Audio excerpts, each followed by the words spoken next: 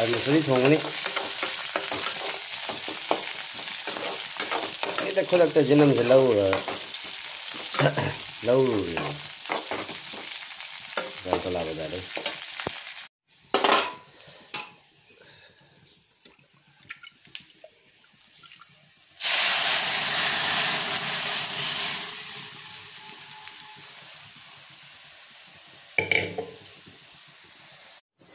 Mayam hawai masuri thong se hawradra jinam na thong se kuire chadaba dona ai jinam se khodak lai roga khodak thong mani mayam chaning man ngina mayam hawradra comment thak thak khai biramo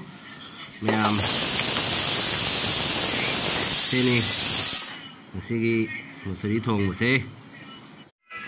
mayam sina aina khang khang ari sina akhoi hawai nongai thong ro roga akhoi ke ba sei mana se akhoi narak sing ta hoba ulu lesan ba khoi mamai do lin ga man bani ba sei mana se akhoi chana ga ngau ba haw bani ba do moi samis style la je rum ga ngau du ne ko mayam sei ja do ai cham na ko na lo bani ma chum je sum du ne ba sei ke no si ga jali si ga ko plastic jali si ga mayam do ta je mina se mayam ai da ngau ri ba mana se mayam khang bi ga di comment hai do ko sei se mana se ai ju ko tho de hoi me te ron da kari ai na kau ri ba khang de ai ju mấy tí này thì gom xa đi chăn này thì mình sẽ chăn là ngâu bó hàu thì hàu này mà mang cái mắm xa đi xa này mà hàng ngon này thấy chưa đây là cái mà mình khăng được mà mình thì khăng đẹp hàng ngon mà sắc thì khăng vậy mà đó han về bắt thợ là bên này nó thùng giặt cái đấy làm đồ khăng mà mình giao rồi thì mình là sẽ ai han mà đã uchu lâu rồi tao rồi mà khăng là bà mình là sẽ khi mà phụ nữ đi đâu rồi mà phụ nữ gì cơ mà phụ nữ gì cơ một thằng một mà nói xem chân người đấy tao bị sẽ khăng mà làm khôi cái khát tăng khôi nạp pin nông thủy sông mà phân là khôi lìn rồi nó mana cái lấy sắt là cái khâu của tôi nên em thế chứ cho nên cái rang ngâu là cái đi hào cái này tôi mỗi ở Sài cái đi về đúng cái ngâu là đi hào này về đúng mà mấy người ta thu gà ra hết rồi cả một rồi thì có số cái một ông mà sinh gà xí đi lại đấy rồi mà sinh gà nó hấp sinh gà thì người ta làm sao có công việc là vậy ini yang saya thum apa cái này thôi đây men jeung ini sih học đi học này sih sana ngau dia jerum ngau jerum ga ngau sih ahan ni ko men ai pun sih ahan ni na pun ngau dia je ini men ăn rồi nữa một số ít thùng một số lồi đấy một số ít thùng một số hào này số ít hào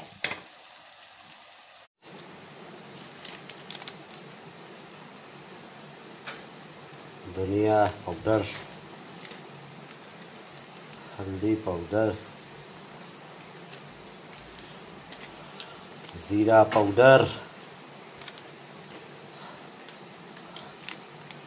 मिर्ची powder और खाबाई ओटपा powder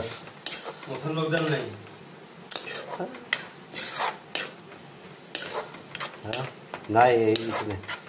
भात लोया जा भात वाने बाकी है जे बा होइसे लय जा भात तो रहती रोटी पर रोटी भी की तो भात तो रोटी यार मेसेंजर बोले ना जाओ ओकोले ना जा ओले ना रोटी पक्का कर गई है अठारह बारह माव खाए की को दी से ही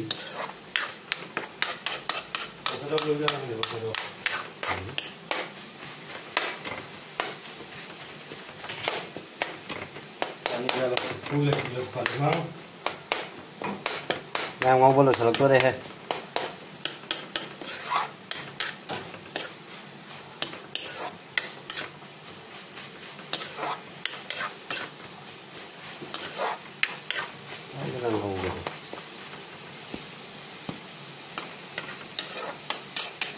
Ini jota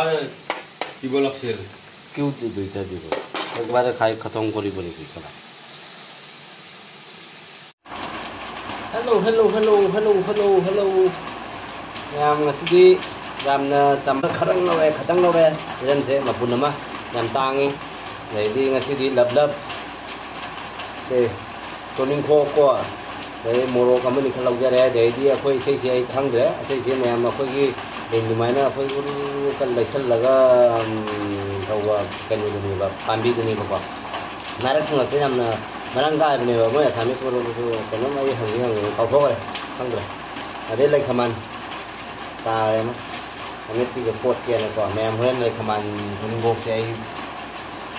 ꯁꯤꯡꯖꯨ ꯇꯧꯔꯒ ꯁꯤꯡꯖꯨ ꯑꯗꯨꯗꯤ ꯃꯌꯥꯝ ꯍꯧꯔꯒꯦ ꯇꯧꯔꯛꯑꯃꯦ ꯃꯌꯥꯝ ꯃꯥꯡꯗ ꯑꯍꯥꯎꯕ ꯈꯤꯜꯂꯒꯕꯨ ꯊꯣꯡꯉꯕꯨ ꯑꯣꯏꯔꯗꯤ ꯍꯋꯥꯏꯁꯨ ꯍꯥꯎꯕꯅꯤ ꯃꯌꯥꯝꯁꯦ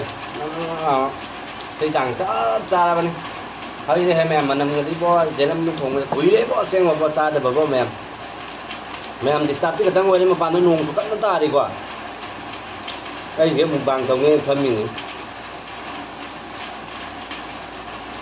ꯃꯌꯥꯝ ꯀ꯭ꯋꯥ ꯑꯄꯨꯝꯕꯩ ꯃꯅꯝꯗꯨꯗꯤ ꯂꯣꯏꯔꯦꯅ ꯃꯄꯨꯒꯤ ꯁꯣꯟꯅ ꯁꯥꯏꯗ ꯆꯠꯅꯦꯕ ꯈꯪꯉꯕ ꯃꯅꯝꯗꯤ ꯂꯣꯏꯔꯦꯅ ꯑꯩꯅ ꯈꯣꯔꯒꯤ ꯐꯥꯛꯇꯣꯛ ꯊꯝꯃꯕꯅꯤꯅꯅꯦ ꯃꯅꯝꯗꯤꯕꯣ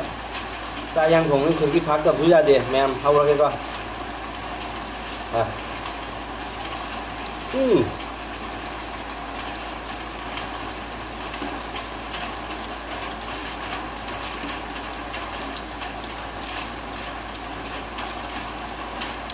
ꯃꯣꯏ ꯄꯤꯖꯤꯒ ꯁꯨꯃꯥꯏꯅ ꯇꯧꯔꯒ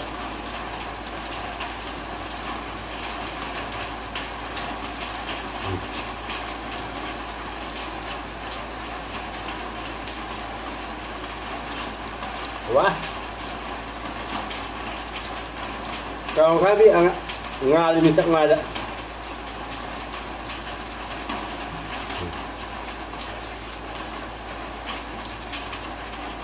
hầu với người là chỉ đúng có mối nhiều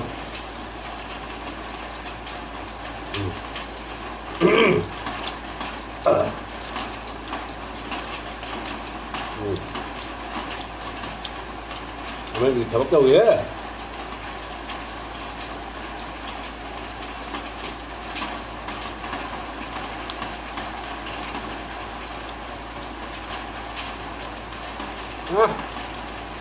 mua mà chúng ta là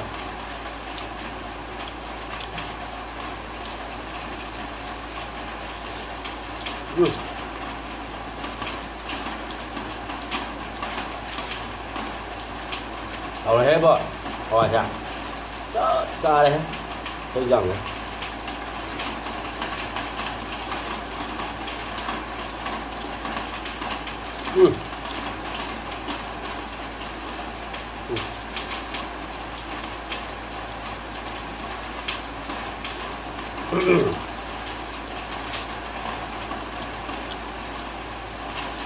rồi mà cái quả đất trâu này còn buyagi mà tiếp theo đó mềm còn mình rất hay biết rồi buyagi mà tuần đấy cầu quá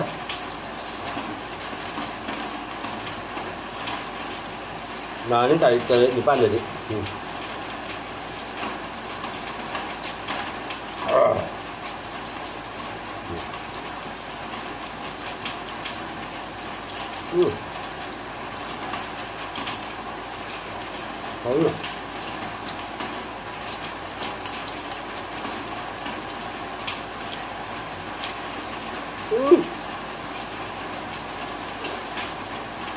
mà mấy đồ nữa giúp mình bằng nhất đâu ra đây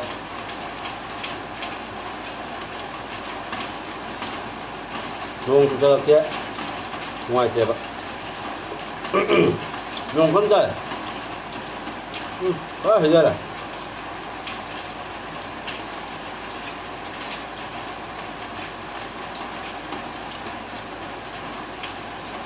anh bữa ai mày cứ đâu là gì vào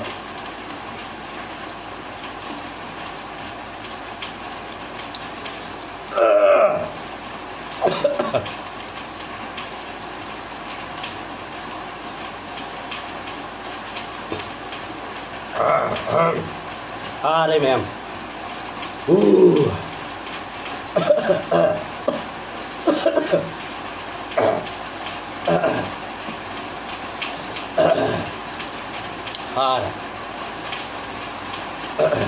lấp sữa sạch cái thông vậy tôi gộp mỗi người đi hình được làm ra nó được mỗi người hình tại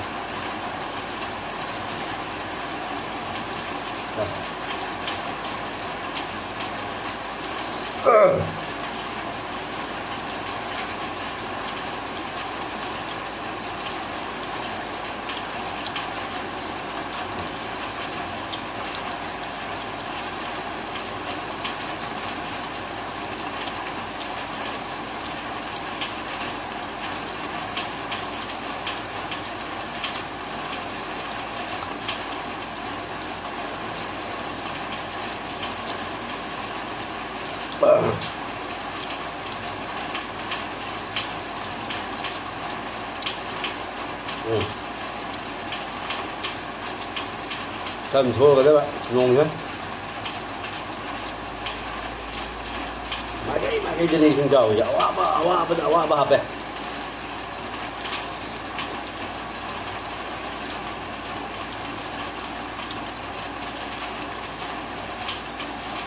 Bóp lấy mấy đôi mình.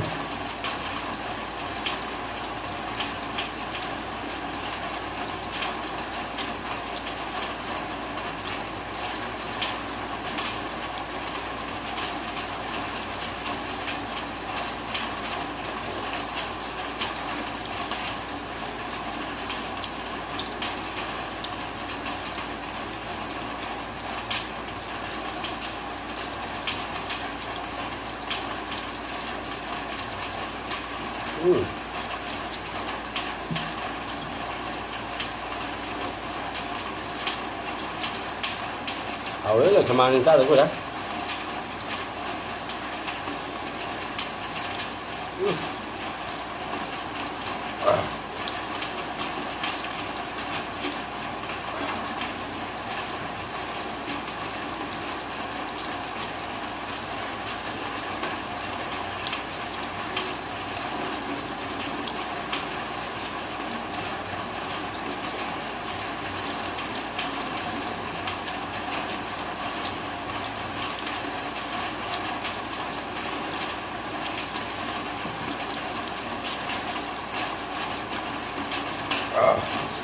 Đó.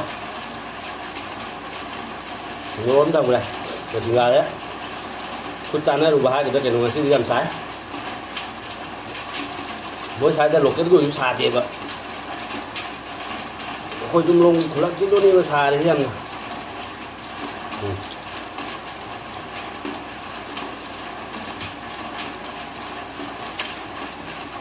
Wow.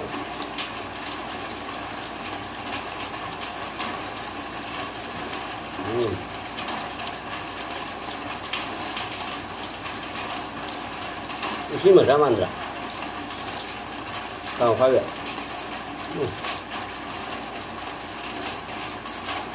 Baru.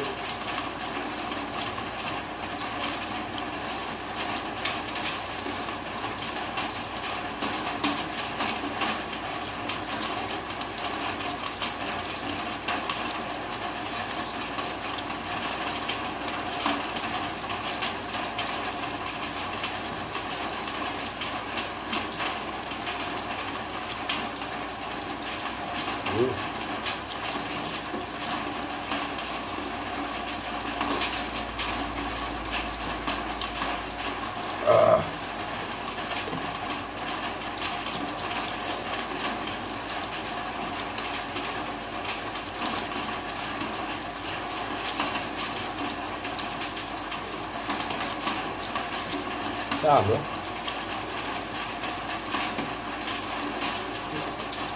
Rồi.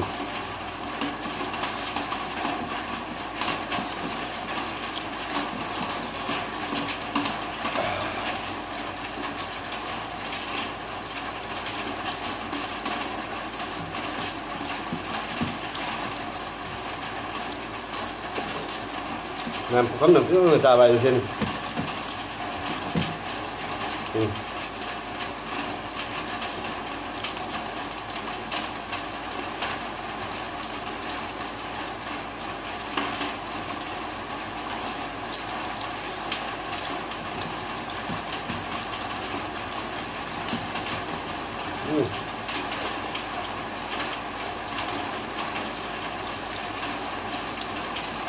Finish.